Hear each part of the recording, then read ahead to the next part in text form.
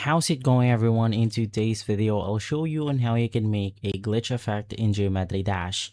Now, doing the glitch effect is extremely simple. Basically, there is a specific trigger in order to do this effect, and that's going to be the glitch trigger. So obviously, you just want to look for it on the triggers category, and in here, you just want to look for glitch, and then you want to place this where you want the effect to start to happen.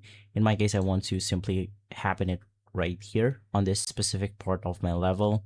Let's click on edit object. Of course, you have the ability to edit out some additional informations for the glitch effect itself.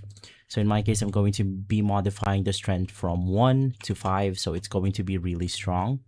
And then if we hit on the play button, the glitch effect should simply happen right here.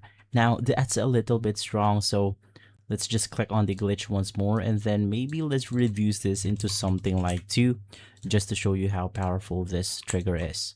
And as you can see, the glitch effect is happening as of the moment.